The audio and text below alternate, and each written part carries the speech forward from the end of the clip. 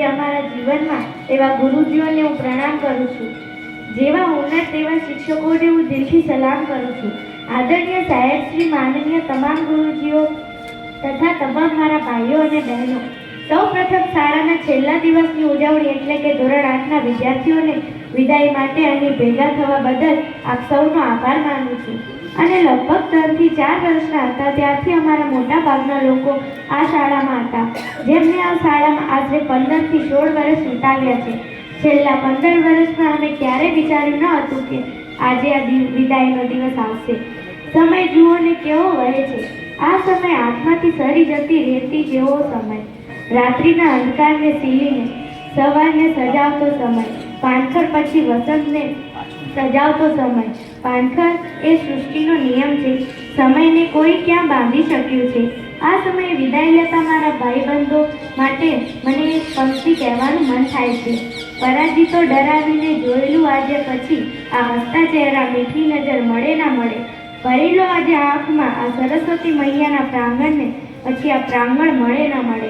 રડી લો આજે આ ગુરુજનો ને વીંટાળીને, અહીં પછી આવા ગુરુજનો મળે ના મળે. આ પ્રાંગણમાંથી વિદાય લઈ રહેલા ધોરણ 8ના મારા તમામ મિત્રોને ફૂલ નહીં તો ફૂલની પાંખડી સમી શુભેચ્છા પાઠવવા માટે ઉપસ્થિત થઈ છું.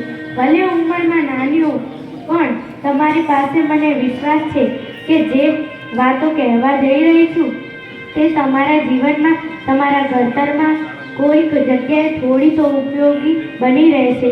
जिंदगी की असली उड़ान अभी तो बाकी है, जिंदगी के कई इम्तिहान अभी तो बाकी है. अभी तो चले के मुट्ठी भर जमीन हम, तैरने के लिए 7 समुंदर अभी बाकी है.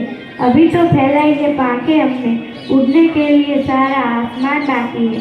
મિત્રો, માટી તો ચપ્પલને ચોંટીને આવે એ તો ઘરના ઉંબરા સુધી જ આવે છે, પણ જ્યારે એ માટી કળો બનીને આવે છે ત્યારે પાણી યારે પૂજાય છે. બસ એવી જ રીતે તમારે નક્કી કરવાનું છે કે મારે ચપ્પલના તળિયે ચોંટવું છે કે પછી ઘડો બનવું છે. એટલે કે તમે ઈચ્છો તો સફળતાના શિખર પર બેસી શકો છો અને ઈચ્છો તો નિષ્ફળતાની ખાડમાં પણ જઈ શકો છો. તમારે શું બનવું છે, ક્યાં પહોંચવું છે એ તમારા હાથની વાત છે. તમે તમારા ભાગ્યના વિધાતા તમે પોતે જ છો. નવું જીવન આપનાર ચોમાસાએ વૃક્ષો પાસે વિદાય માંગી, પર્ણો આખી રાત રડ્યા અને સવારે બધાને ઝાકળ લાગ્યો. આજના શુભ દિવસે હું વિદાય લઈ રહી છું ત્યારે મારા ગુરુજીના વખાણ કરું એટલા ઓછા છે. એવા મારા ગુરુજીઓની વાત કરું તો આ શાળાના આચાર્ય સાહેબ ભરતભાઈ, જેમણે આ શાળાને એટલી સુંદર બનાવી છે કે અહીંથી જવાનું મન થતું નથી. એમ થાય છે કે 1 વર્ષ નાપાસ થઈ જવું, પણ મનમાં વિચાર્યું કે સમય સાથે ચાલતા શીખવું જોઈએ. મહેનત કરે એનું ફળ ચોક્કસ મળે છે. આજે આ શાળામાં રાત દિવસ મહેનત કરી ભરતભાઈ સાહેબે જે આ સગવડ ઊભી કરી એની અમે કલ્પના કરી શકતા નથી. આ મહેનતનું ઉત્તમ ઉદાહરણ અહીંયા જોવા મળે છે. સાહેબ, તમારા કાર્યને જોઈને અમે પણ આગળ જઈને કંઈક આવું કામ કરવાની અમને તમારામાંથી પ્રેરણા મળી. પછી વાત કરું પ્રકાશભાઈ સાહેબની. એમનો મસ્તીખોર સ્વભાવ ખૂબ જ ગમતો. અમે એમના પીરિયડની ખૂબ રાહ જોતા. અમારા શિક્ષણ કાળમાં આવા સાહેબ મળ્યા એ અમારા માટે સદભાગ્ય છે. ત્યાર પછી વાત કરું વિપુલભાઈ સાહેબની, કે જેઓ હસમુખા સ્વભાવના, ગણિત વિજ્ઞાનની સરળ સમજ આપનારા તેમજ શીખવવાની રીત અમને ખૂબ જ ગમતી. સૌરભભાઈ સાહેબની વાત કરું તો અમારી સાથે કોઈ દિવસ કંઈક કામ વગર બોલતા જોયા નથી, એટલે એમના શિક્ષણથી અમે વંચિત રહી ગયા. કમલાબેનની વાત કરું તો બેનનું ભણવાનું અમને ખૂબ જ ગમતું, પણ કોઈક દિવસ લેસન ના લાવીએ ત્યારે અમને તેમના ગુસ્સાની ખૂબ બીક લાગતી. તે હસમુખા સ્વભાવના હતા, પણ તેઓ ગુસ્સે વધારે થઈ જતા. પછી એકતરબેનની વાત કરું તો ગુજરાતી વિષયમાં સારા એવા ઉદાહરણો દ્વારા સમજ આપતા, વધારે જાણવા માટે ધાર્મિક વાતો વધારે કરતા. મારી ઈચ્છા છે કે આવી વાતો જો અમારા એકતરબેન પ્રાર્થનામાં જો આવી ધાર્મિક વાતો વિશે બોલે તો બધા બાળકોને આનો પહેલેથી લાભ મળે. મિત્તલબેનની વાત કરું તો તેમનો સરળ અને શાંત સ્વભાવ મને ખૂબ જ ગમે છે. જે મને વિદ્યાર્થીની જેમ નહીં પણ પોતાની દીકરીની જેમ વ્યવહાર કરતા. એવું કાયમ વ્યવહારને યાદ રાખવું. પૂનમબેનની વાત કરું તો ઇંગ્લિશ અને સંસ્કૃતના વિષયમાં મને ખૂબ રસ પડતું. ઇંગ્લિશના વિષયમાં મને મૌખિક બોલવાની રીતો અને પ્રાર્થના સભામાં બોલવા માટે આગ્રહ બેન કરતા. સંજયભાઈ સાહેબની વાત કરું તો અમે તેમનો વર્ગનો કોઈ દિવસ લાભ મળ્યો નથી.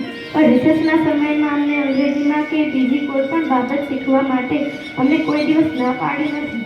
અમે તો સાહેબ વિશે અંગ્રેજી ગણિત વિષયમાં ખૂબ જ હોશિયાર એવા શિક્ષકોની ખૂબ જ વાત સાંભળેલી. સાહેબ, મારી નમ્ર વિનંતી છે કે ધોરણ 11-12માં ગણિત અંગ્રેજી વિષય બાબતે અમને જરૂર પડે તો માર્ગદર્શન પૂરું પાડજો. અને સુશીલાબેનની વાત કરું તો તેમના બાળ ગીતો સાંભળવાની ખૂબ મજા આવતી. પણ બાકી તમે બધા ગાઓ તો મને પણ ગાવાની મજા આવે એવું કહેતા. પછી વાત કરું અંકિતાબેનની, ખૂબ જ આનંદથી સ્વભાવ, કોઈ સાથે કામ સિવાય બોલવું નહીં, કામથી કામ. ઉષાબેન અને સાયરાબેનની બાળવાટિકાની બાળકોની પ્રવૃત્તિને પ્રાર્થનામાં જોઈને અમને ખૂબ જ આનંદ આવતો હતો. રિંકુબેનની વાત કરું તો શાંત પ્રકૃતિના એકબીજાને સહકાર આપવાની વાતો શીખવતા. કલ્પેશભાઈ સાહેબની વાત કરું તો મને ધોરણ 5માં સાહેબે ગણિત વિષય ભણાવેલું. ત્યારબાદ જગદીશભાઈ સાહેબની વાત કરું તો પ્રાર્થનામાં બેઠા હોય તો કંઈક વિચારતા જ હોય એવું અમને લાગતું. પણ મેં ઘનશ્યામભાઈ સાહેબને પૂછ્યું કે જગદીશભાઈ સાહેબ શું વિચારતા હોય છે? ઘનશ્યામભાઈ સાહેબે કહ્યું, એ બીજી શાળામાંથી આવ્યા છે ને એટલે એમને ગમતું નથી. ઘનશ્યામભાઈ સાહેબની વાત કરું તો તેમના આવ્યા પછી જે પ્રાર્થના સંગીત સાથે થવા લાગી એમાં અમને ખૂબ જ રસ પડવા માંડ્યો. નવા નવા ભજનો, ધૂનો સાંભળવા મળ્યું ને રસ ધરાવતા બાળકોને ગાતા શીખવાડ્યું. એમને નવી નવી એક્ટિવિટીથી અમને ઘણું બધું શીખવા મળ્યું. સાહેબનો સ્વભાવ અમને ખૂબ ગમે છે. અમે ગમે તે રમત માટે કે શિક્ષણની વાતો અમને શેર કરતા. અમને કોઈ વાતમાં ના ન પાડે અને રોજ અમને કહેતા, વાંચો છો ભલે રમો પણ રોજનું 2 કલાક વાંચન કરવાનું છે. સાહેબ મેદાનમાં ઊભા હોય તો નાના નાના બાળકો સાહેબને ફરતે જોડે વળાઈ જાય. સાહેબ જે કંઈ વાત કરતા હોય આમાં કંઈક શીખવા જેવી બાબત હોય.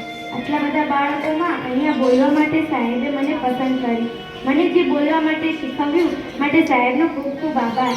છેલ્લે નરેશભાઈ સાહેબની વાત કરું તો રમતગમતની સાથે શિસ્ત બાબતમાં ખૂબ જ ચૂપ હતા.